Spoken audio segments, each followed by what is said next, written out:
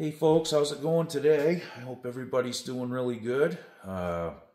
First off, I'd like to start this video out by just saying thank you to each and every one of you folks out there that subscribe to my channel. I hit 1,000 subs last night. Pretty cool stuff. I never in my wildest dreams would have ever, thought that I'd acquired this kind of response, doing what I do, but there's 1,000 of you out there that seem to enjoy it, so thanks again for that. I really appreciate it. I've had people join this channel just because of the way I say the word guitar. I'm not kidding. Just a few minutes ago, I literally had a guy write, I subscribe to your channel just because of the way you say guitar. And you're not the first one. I've roped a few in with this Maine accent somehow. I'm glad you guys get a kick out of that anyway. I hope it kind of breaks your day up and makes you laugh a little. It's always cool to get, comments like that. It kind of cracks me up too. So in any case, I'm going to keep it going. And as long as I can, I started this channel probably, well, it's been less than a year. I think it was around June, maybe the end of June or July of 23. And, I just did it. Some of my buddies were kind of egging me on to do it. And I thought it'd be funny just to, post a few videos so they could watch them and laugh and whatever. And then it started just taking off. People around the world were subscribing, and I really didn't know what to do. I had to kind of take it serious, serious as I get, I guess, but you guys know the deal. I don't take nothing too serious. It's all just kind of laid back here and fun. So anyway, we're going to pull the fret wire out of this guitar on the bench here today. And I'm just getting stuff set up right now, so let's get right in there and roll our sleeves up and pull them out. Okay, here we go. Okay, guys.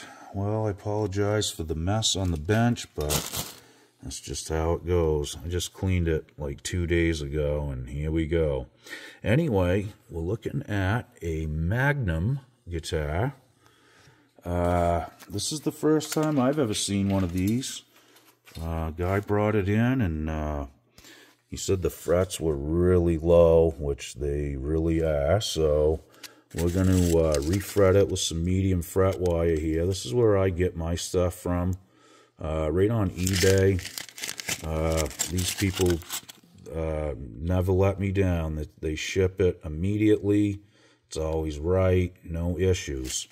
So anyway, we're going to take a look at this. I don't know a lot about this, but this does have a battery and some sort of active circuit.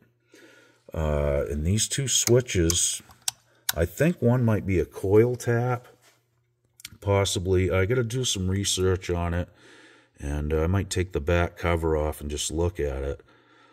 We hooked it up to an ohm meter, and it had about 17 to 18 ohms of resistance. She's a hot one.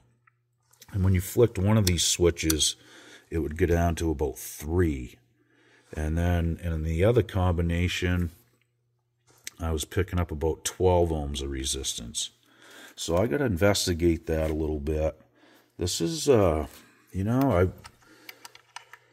sure this wasn't a real expensive guitar, but, I can't imagine they would put something like that in there for a beginner who would probably never figure it out. The truss rod adjustment's kind of handy as well. It's got a nice maple neck on it, nice profile, and it's a mahogany body.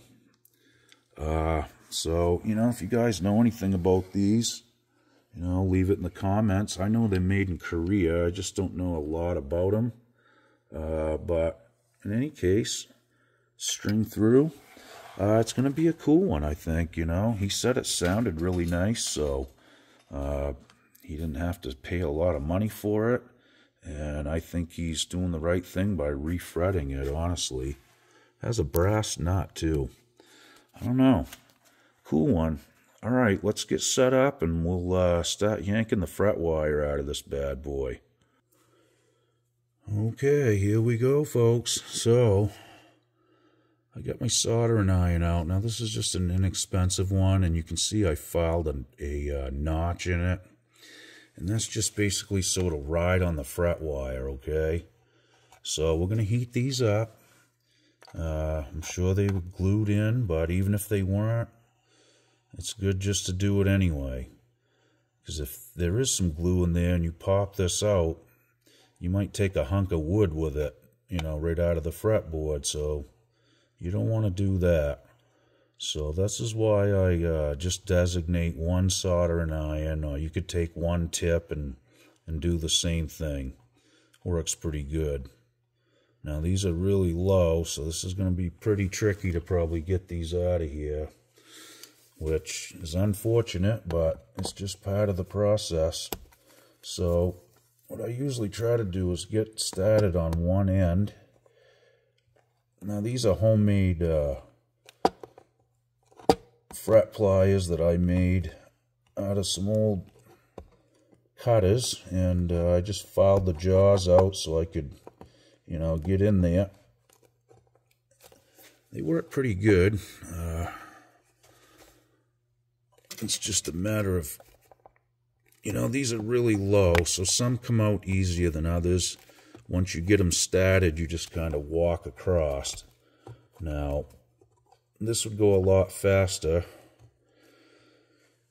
you know, if I wasn't trying to video it, but there you go. We got that one out. So we're just going to repeat 24 times, because this is a 24 fret one. And I will walk you guys through the complete, you know, process of how I do this. But just for today in this video, we're just going to remove the fret wire. And then I'll do another video on the prep work, you know, before we install the new fret wire. And then we'll have to probably do a part 3 for me to properly show you guys how to, you know, dress these off. After you put new frets in, what do you do then? You know, I'll show you the ins and outs of that and how I go about it. And hopefully this will help. You know, if you've ever thought about refretting your guitar, you know, it's not rocket science. It's just being cautious, having the right setup, and just, you know, once you figure out the proper routine on how to do it, you just don't vary from it, you know. I try not to. Once I figure out, you know, what's going to work good for me, then I usually don't veer from it. And like I said, you know, this isn't rocket science. It's just kind of tedious work, really, more than anything. But it needs to be done. And these are quite low. I didn't measure how low they were, but you can, you know, you can take a set of calipers and measure the fret height. Pretty easy to do. But I could just tell by looking at these, they were really low. This guitar definitely was played quite a bit, so put your old fret wire somewhere, not under the guitar. That's a solid piece of advice, because these will scratch them bad.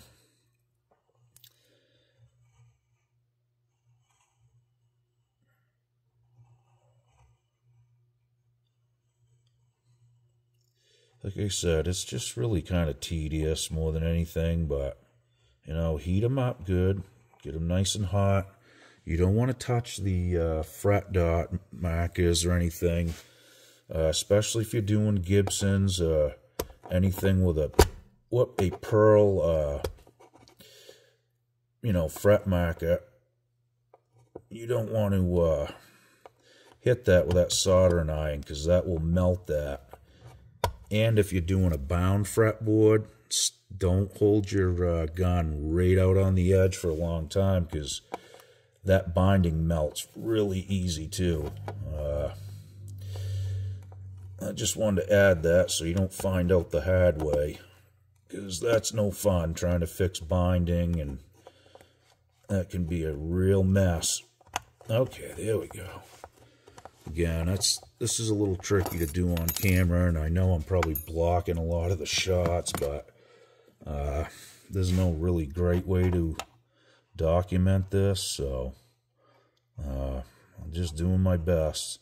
I'll change the camera angle here in a minute, give you guys a different view.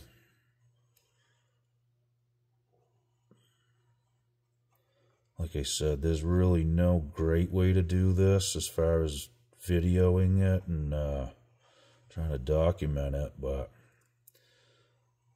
it seems to at least get the point across.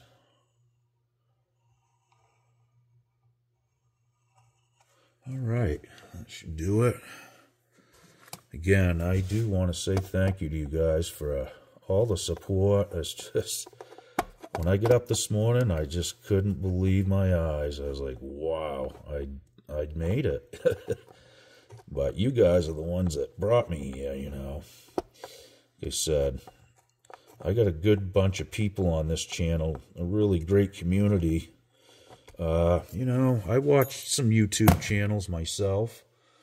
You know, I watch Uncle Larry and Guthrie and those guys. I really like those channels. Rick Beato, of course.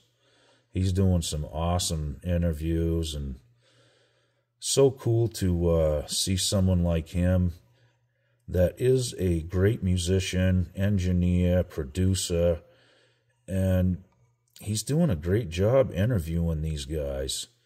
You know, it's not like watching some reporter, you know, asking these guys questions that probably is never, you know, most of them aren't musicians, so the questions are pretty lame for the most part. That one's really low right there. Okay. But, you know, he does a great job interviewing these players, and, you know, asks them questions that we would all like to know about, you know, which I think's really cool. Hats off to him. And there's a few more I watch. Been watching this young fella in Nashville. It's got a channel going, Justin Myers. Good guitar player. Seems like a really cool guy. He's a young fella. He definitely has the bug. Likes collecting. Good player. Seems like he's got a good thing going, which is great. It's nice to see some of these young guys, you know, stepping their game up, and, you know, they're still playing good music, and they were inspired by good music, which is cool. There was a period there where I had my doubts if, you know, it was going to keep going and people were still going to love, you know, great music, old classic rock and jazz and blues, and it's still going, you know. No matter what, I think it's gonna prevail. I don't know what you guys think about that, but I know, you know, the top 10 Billboard songs aren't probably stuff that we enjoy, but, you know, it can't all be the same thing. You know, music has to change and evolve, good or bad sometimes, but, you know, it's just part of it. The good stuff always shines through, though, it seems like. Hopefully it still will. All right. Well, that one's coming out easier. I'm not sure if these were glued in or not. It's really hard to tell. I haven't looked at the... let me look at a piece here. Usually you can tell on the tang here if you see some little spots of glue, which I don't, but I'm going to still continue to heat these up. You know, you get finger gunk and stuff down in there, and, you know, that can almost act like an adhesive too. It's just good practice. Like I said, if you you know, if you try to pull one of these out that's been glued in, without heating it up, it's going to take, you know, a chunk of wood with it.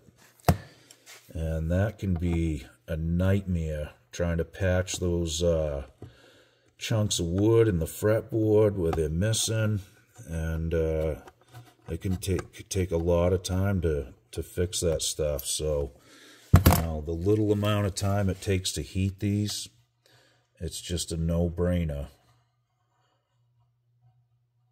That's a main slang term, no-brainer. Oh man, I know you guys laugh at my accent, but it's weird, you know. There's a lot of people say Boston, New York, and it's funny because people from Mass and people from Vermont, New York, they all have a completely different accent. And, you know, they would say the same thing about people from Maine. But people that aren't from New England, they think that, you know, everybody sounds like this. It's kind of funny. I get the Boston one a lot, you know, right there. Now, if you're from Maine, you say Boston. If you're from Boston, you say Boston. It's different. And then you got people from Vermont. New Hampshire, I don't even think they have their own gig there. They're just kind of like on their own in the accent department. But people from Maine definitely have a certain accent. There's no question. Okay. That one there's coming out whether it likes it or not. And that's just how we're going to play. All right. Well, we're moving right along. Maybe I should kind of slide you guys up here in the mix a little bit. I picked up a few more camera stands, and I'm trying to do better, you know. It's hard enough just doing this stuff and playing guitar and whatever. I'm not a film producer, but I am trying. I will get better at it, I'm sure. I've been thinking about buying a new computer. I don't even own a computer. I do everything on this cell phone. So, but I'm thinking about setting up, you know, and maybe going over to computer and getting an interface and whatnot, so I can make them a little more professional. But then again, I don't know. That was like the draw to Uncle Larry's channel. The first video I watched was him sitting in his garage with a winter hat on. I didn't even know who he was. I was like, wow, this is cool. Guy sitting in his garage. He's a good player. Seems like a cool dude. And I just, you know, immediately subscribed, and I think the video was titled, "This is the Secret," or something like that. I can't really remember. I'm pretty sure that was it. It was the first video I watched, and I've been a viewer ever since.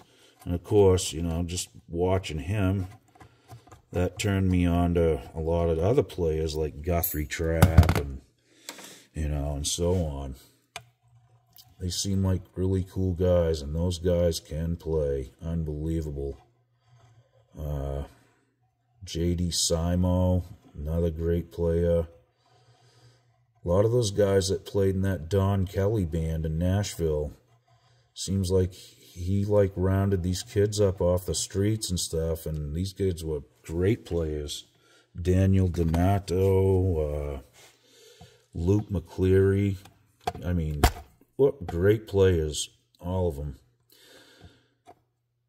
Oh, there we go. So, once in a while, you see my pliers just slipped. It didn't damage anything, but sometimes if you get a dent like that or something in your fretboard, I'll show you a little trick how to fix that, too. You could always drop fill with glue, but you can take a damp cloth and just set it on there and then touch it, steam that with your soldering iron for a second, and it'll swell that up and it'll go away. So, a little hack.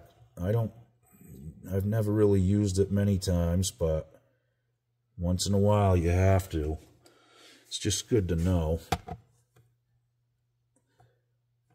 That's really probably the biggest thing about doing this stuff is, you know, it's not really tough to just perform this like I'm doing, but when you have to start, you know, like fixing stuff that, you know, it's inevitable. Some fretboards, like if this was an ebony fretboard, I don't care if you heat them up or not, those seem to chip worse than any other wood. And, you know, it's time consuming because you can't leave those chips on the sides of the fret wire. A lot of times I end up filling them in with super glue and like wood dust. And, you know, then you got to take a razor blade and scrape them flat. It's just a lot of work. I like doing maple much better. Maple's harder, I think, anyway, and it just seems to be a lot more friendly as far as chunks of wood coming out with the fret wire. So,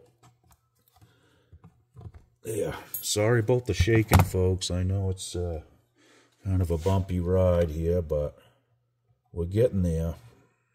Hope you guys are still in the frame. I'm going to reset here. Let's get you up a little closer. I don't want to lose you guys in the video here. Alright, so like I said, I'm just going to probably just pull these out for today, and I'll probably prep them tomorrow and reinstall the new ones, get them glued in. Then it's just a matter of, you know, dressing them down, finishing the ends off, and we'll be sound as a pound, hopefully.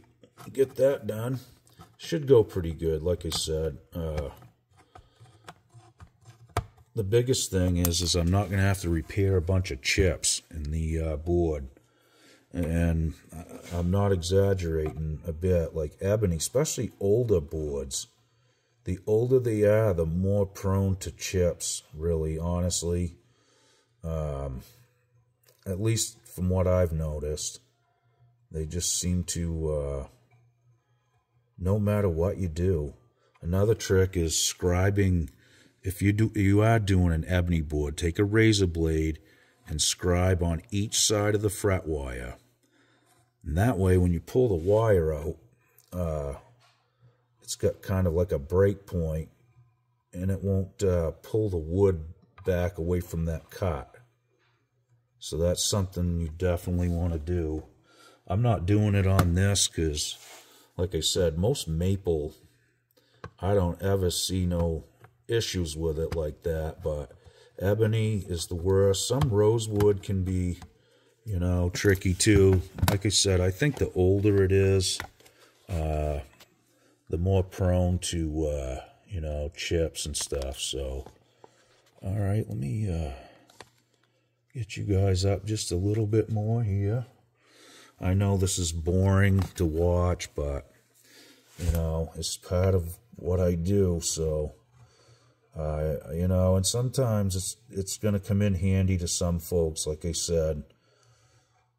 I mean, if I can do it, anybody can do it. That's really how I look at it. I taught myself how to do this stuff, so I'm pretty sure you can too. It does help to have a few tips along the way. You know, when you're first starting out, instead of learning the hard way, like I was trying to like pass along, there are some things that can save you a lot of headaches and a lot of hours of hand filing, and that's the worst part about this. This is all done by hand. When I file the frets, everything's by hand. And that's why I'm only doing the removal today. I've got carpal tunnel in my right hand really bad. And I think it's a lot of it's from doing this stuff. So I'm not doing as many anymore. I'm kind of slowed down on them, but I will do them, you know, once in a while. But I'm just not going to do it all in one day.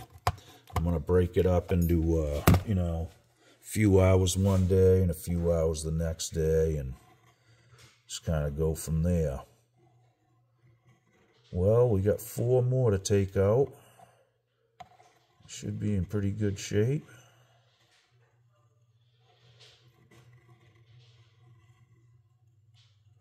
All right.